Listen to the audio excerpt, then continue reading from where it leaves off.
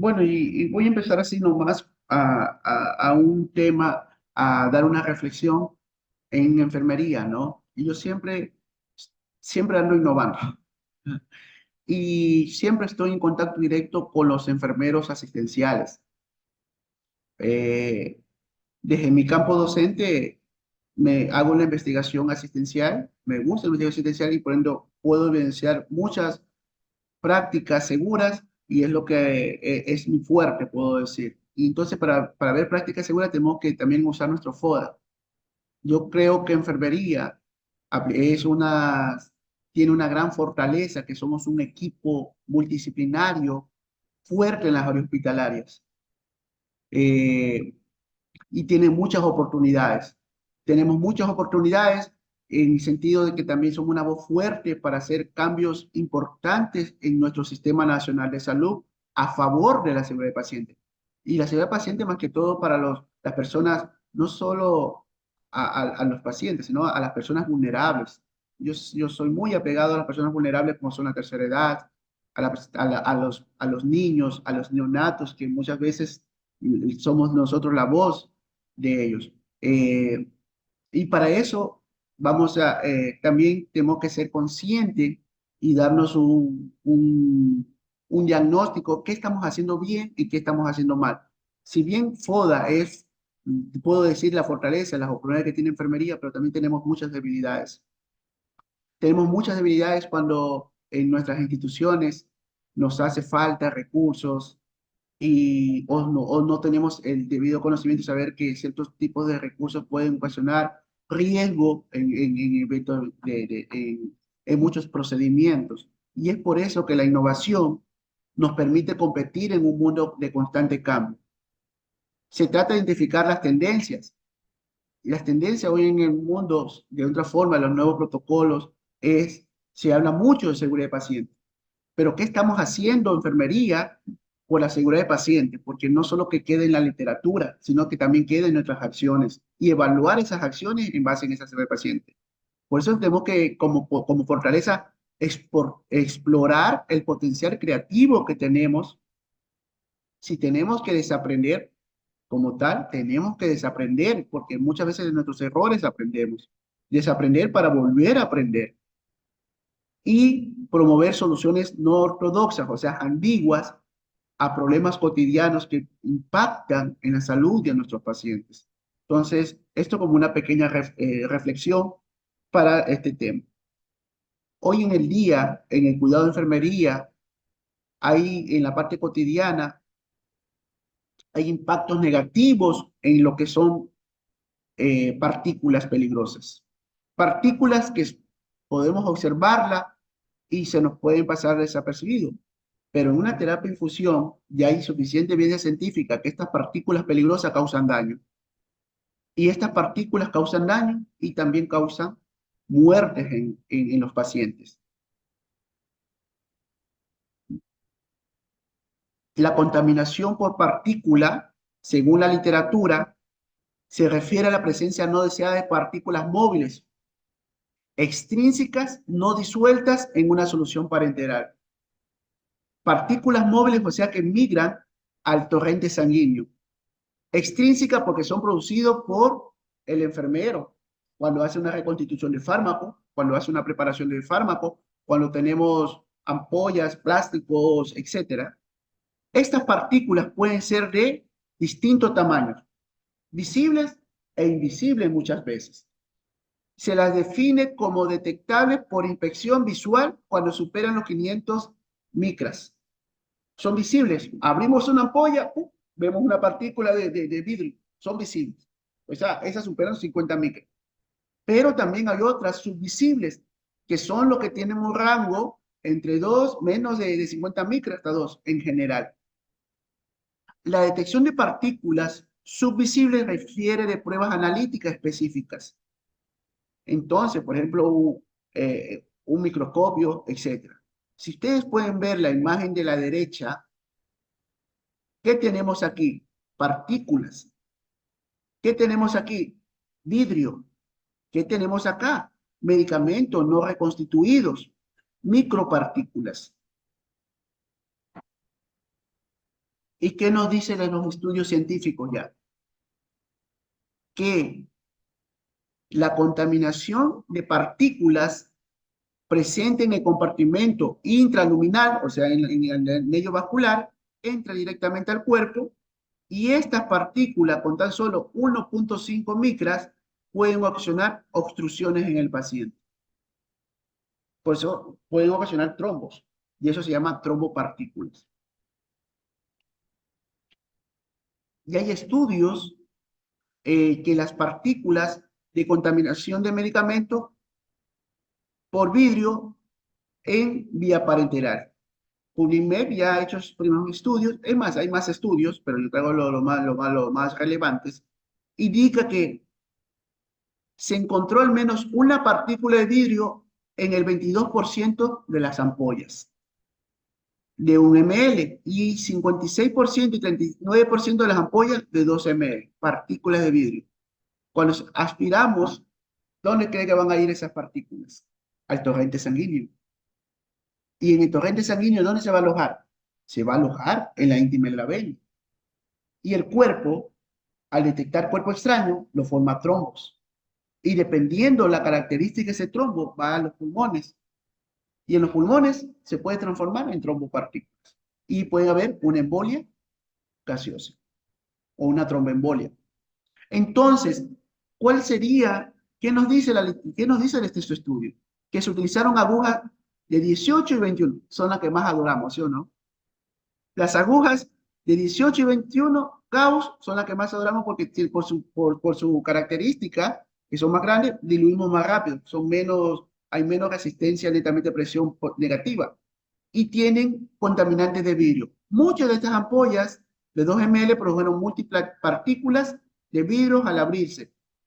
El uso de aguja con filtro no produjo partículas de vidrio, como evidencia también de este estudio, o sea, como estrategia para evitar estas partículas que hay que utilizar filtro. Otro estudio nos indica lo siguiente, que se detectó cuerpos extraños de vidrio en el interior de la rodilla tras una inyección intraarticular. Si pueden ver acá, en una radiografía, en una rodilla de un paciente se ha detectado vidrio. O sea, que de una u otra forma representa un riesgo. Se conoce que varias causas de la contaminación por partículas a nivel de líquido intravenoso, esto se debe a que los medicamentos están disponibles en diferentes tipos de envases. ¿Cuáles son los envases netamente de riesgo? Los viales, las ampollas, los envases precargados y las soluciones predisueltas. Y su uso y manipulaciones están muy diversificadas. Los viales, ¿de qué están cubiertos? De caucho, ¿no? Esos cauchos mientras más hacemos función, más riesgo que ese caucho se vaya un trombopartícula, una partícula. Los viales hacen también lo suyo. En este caso, por ejemplo, los viales de las ampollas también puede ser de silicón y esto a su vez también hay riesgo. Las ampollas hacen lo suyo también porque de una u otra forma va a haber recipiente de vidrio. Y las soluciones predisueltas no solo pueden ser de plástico ni de vidrio, estas partículas también son por precipitaciones de fármacos. Cuando administramos fármacos en y son incompatibles, ¿qué se forman? Cristales. Esos cristales migran a la íntima de la vena y se forman partículas. Y todo tiene su costo, porque no solo está en literatura. ¿Qué le cuesta a un paciente o a una institución? Porque si ese paciente se complica, ¿quién paga? La institución, o etcétera. Si es privado, ¿quién paga? Paga el paciente. ¿Qué pasa con las trombopartículas? Ocasionan flebitis, la irritación de la íntima de la vena, y estos flebitis de una u otra forma ya tiene un costo. Si se queda un día más hospitalizado, ¿cuánto puede costar en euros? 380, que serían como $420. ¿Qué va a necesitar ese paciente? Un día más que hace hospitalización porque tiene fiebre. ¿Qué más tiene el paciente? De otra forma, va a necesitar medicamento, hay que recanalizar la vía, una cama hospitalaria, una dieta, y todo eso suma gastos y costos para la institución. Pero si esas partículas de otra forma se complican y formaron un trombo y se presentó una trombosis, eso puede llegar a costar hasta unos 1.146 euros, lo que equivale a $1.300. Y si eso va a UCI, ese trombo y causó una embolia pulmonar en ese paciente, esto conlleva que a ese paciente pueden gastar hasta 60.000 dólares, que en euros son como 56.670 euros. Todo tiene su costo cuando se pueden prevenir situaciones, ¿no? Costo-beneficio. Dentro de las partículas farmacológicas, de otra forma se producen, entre medicamentos o también por la calidad del insumo. En el entorno de terapia intensiva, las incompatibilidades de fármacos pueden presentarse hasta un 25% de la medicación. Como todos sabemos, hay fármacos que no son incompatibles con cierto tipo de material, como diazepam, nitroglicerina, la insulina, la nutrición parenteral, no son incompatibles con cierto tipo de material como son el látex, no son incompatibles con el cloruro de polivinil, que es EPVC, que de hecho, como siempre lo he dicho en mi composición, casi todos los budines son los equipos de infusión de bombas, o de gravedad, o de llave 3 vías, o de líneas, son hechos de PVC. No existe el PVC grado medio. PVC es cloruro de polivinil, que es petróleo más cloruro de sodio. En otras palabras, es plástico. Ese plástico se pone rígido ya después de 24 horas. Y ese plástico que ingresa después de 24 horas al cuerpo, a largo plazo puede ocasionar cáncer en las personas, en el paciente. Entonces, pequeñas dosis a largo plazo pueden sumar estas complicaciones. ¿Y cuáles son los vulnerables? Los más vulnerables son los pediátricos, los niños que se encuentran en neonatología, los niños que se encuentran en UCP, las áreas hospitalarias pediátricas y propios pacientes, ¿no? En áreas que tienen infusiones continuas largas. Entonces, cuando tenemos incompatibilidades que forman partículas, de hecho también tiene su costo, ¿no? Por ejemplo, una trombosis, pues no puede costar una trombosis, igual, puede oscilar entre 1.500 y puede llegar hasta costar unos 70.000 dólares. Estas partículas, como les decía, ¿qué pasa con las partículas? Cuando son de etiología de vidrio, es cuando el vidrio de una forma posee un riesgo especial de contaminación por partículas, puesto que los fragmentos de vidrio podrían entrar en la ampolla cuando se abre. Claro, pues a veces tenemos unas ampollas de mala calidad de vidrio y cuando abrimos, caen las partículas internamente. Se utiliza cuando también hay otro tipo de riesgo, cuando se utiliza Gauss de 18, 20, 21, que son agujas mayor calibre, para extraer este contenido y podrían pasar de pequeñas partículas de vidrio a través de la jeringuilla e inyectar fácilmente a los pacientes. Este riesgo permanece en el medicamento de forma rutinaria. Por supuesto, ¿cuántas ampollas abrimos a diario? Muchas. En el puerto de acceso al sistema, sec de infusión, etc. Puede ingresar al torrente sanguíneo. Otra etiología de las partículas, entonces, como consecuencia, ¿qué puede ocasionar? Inflamación, puede ocasionar trombos y puede ocasionar tromboflebitis. Los plásticos también son otros que pueden ingresar al torrente sanguíneo. Estas partículas de plásticos, de otra forma, sucede cuando el envase para la perfusión de cuerpo de inyección por su uso con objetos cortopunzantes. La inyección de medicamento por vía de puerto de látex se introducen aproximadamente más de 500.000 partículas adicionales dentro del sistema de infusión. Miren las consecuencias. ¿Qué puede causar? Enfermedad granulomatosa pulmonar. Puede ocasionar miocarditis, rash cutáneo, cuando ingresan plásticos acá. Las ampollas de plásticos, muchas veces tenemos también soluciones de plástico y le colocan la aguja y se fue la solución y se fue al torrente sanguíneo ese plástico, entre otros. El silicón, nuestro famoso silicón que viene casi en todos los viales, o el caucho, la inserción de aguja a través del tapón de un vial de medicamento o envase por perfusión podría causar que pequeños trozos de tapón ingresen como partícula acá a la solución intravenosa. Muchas veces reconstituimos el complejo B y estamos que es para sacar pruebas, etcétera, o viales mayor a 20 veces que le hagamos sacar el frasco, la solución, pueden ocasionar estos tipos de complicaciones. ¿Qué consecuencias nos causa eh, estos tipos de partículas de caucho? Nos pueden ocasionar netamente trombogénesis, trombosis y puede tapar las venas sanguíneas y puede producir embolia. Los sólidos no disueltos de los puertos en Y también causan incompatibilidades y por ende causan partículas de fármaco. Es por eso la importancia que el enfermero profesional no pase coctelitos. Bueno, de coctelito existe. Hay coctelitos sinérgicos como son un tramal, ¿no? Una metoclopramida, o le colocamos los famosos medicamentos en Y, por eso usamos vías centrales de 3 lumen, de 4 lumen, para que por una vía, una línea pasen los vasoactivos, por la otra línea la nutrición y por la otra vía la hidratación o los medicamentos. De hecho, hoy en día ya están saliendo los nuevos equipos centrales, ya vienen con 4 lumen. Significa una para medicamentos, otra para los que son vasoactivos sedantes, la otra para nutrición, etc. Porque entre los fármacos existen incompatibilidades. Uno de los fármacos más celosos que podemos conocer son la furosemida.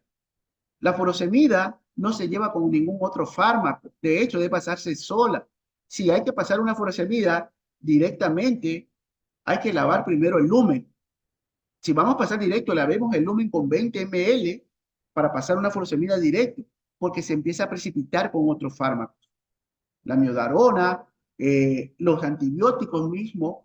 Imagínense que hay pacientes que de otra forma son sensibles a muchos antibióticos, la bacteria es muy sensible a muchos antibióticos y el médico empieza a prescribir 2, 3 antibióticos y empieza por el colega a sacar los antibióticos a las 6 de la mañana, luego 8 de la mañana y 12 del día.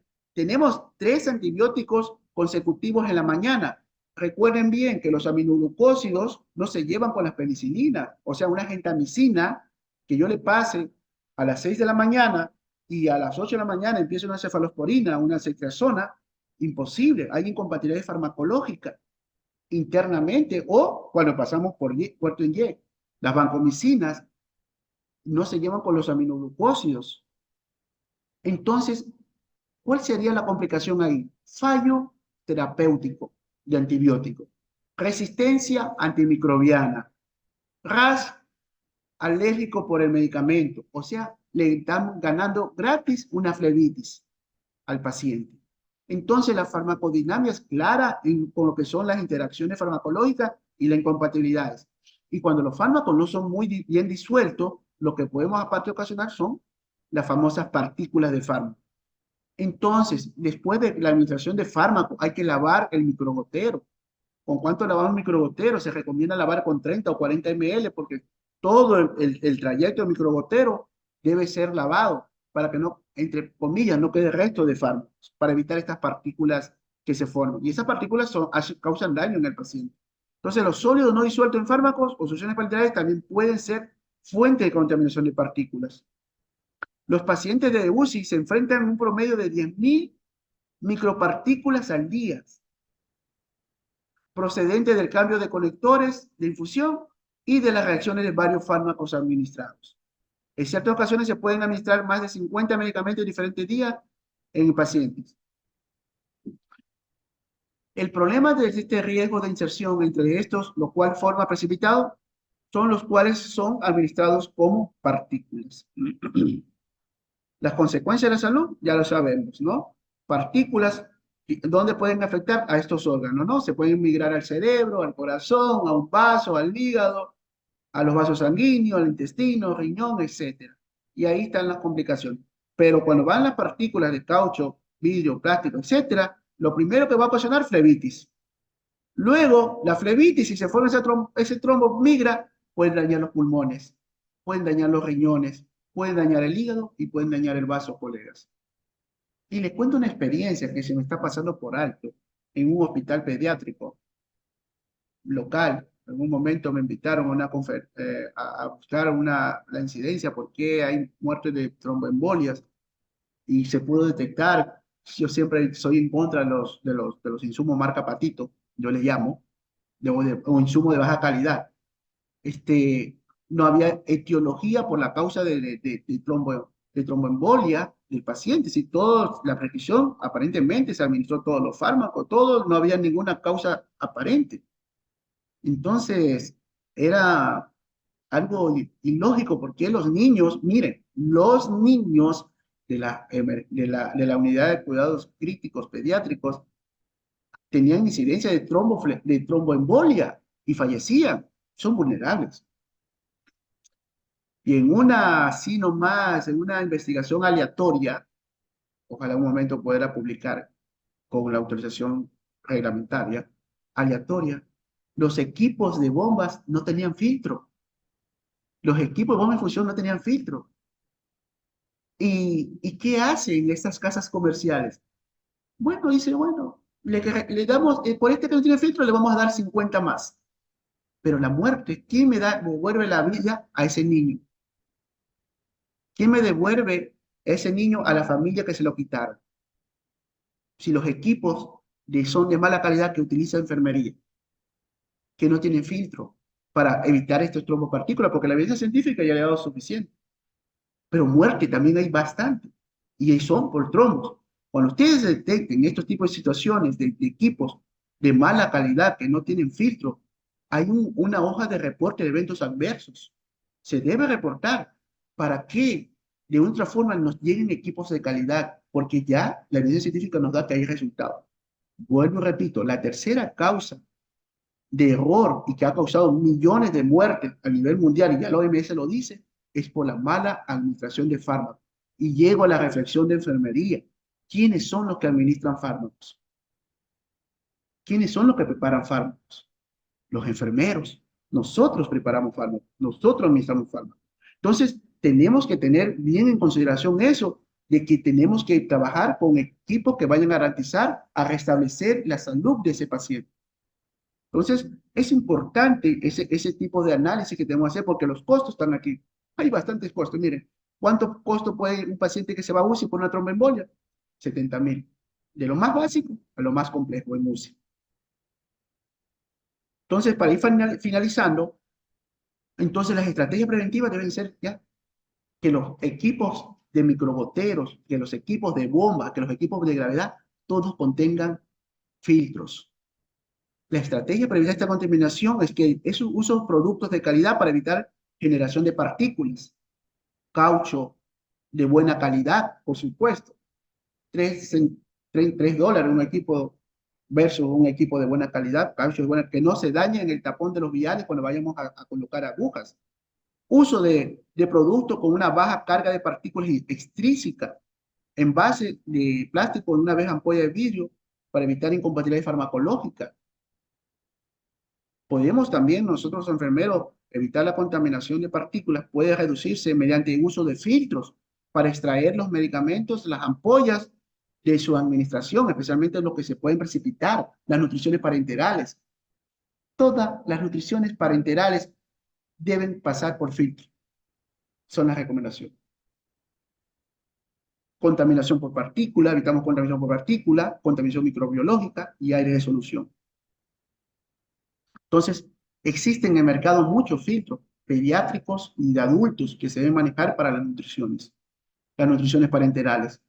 Recuerde que pasamos proteínas, entonces, y aquí estas proteínas se pueden contaminar, etcétera. Entonces, debemos pasar por filtros. Reduce el riesgo de contaminación por partícula, aeroembolismo, contaminación microbiana e incompatibilidades de los fármacos. Nos permiten estos filtros, tanto pediátricos como filtros para lípidos, para filtros para quimioterapia, etcétera, para evitar esas incompatibilidades. Se ha producido cuando se haya producido una condición por partícula, el uso de filtros proporciona un beneficio de seguridad importantísimo. Ese es seguridad del paciente como sistema de advertencia temprano, perfecto. para proporcionar un control óptimo en la infusión y detienen la infusión cuando el filtro se obstruye. Claro, si ya hay partículas, el filtro va a detectar la bomba, oclusión. Ah, gracias a Dios, el filtro me detectó esa partícula. Entonces, bueno, hay muchos tipos de filtros de 0,2 micras, de 0,1 micras, son las que no son visibles, y también los filtros que deben ver en las cámaras cuentagotas. Cuando hubo ese caso aleatoriamente, investigué, eran los filtros que no tenían las cámaras cuentagotas de bombas de infusión. Y así, la bibliografía y literatura hay mucha. Y así como hay casos clínicos, también hay demasiado. Entonces, con esto, yo, alguna pregunta que tenga, por favor, en el podio. Muchas gracias. Por favor, las buenas prácticas asistenciales.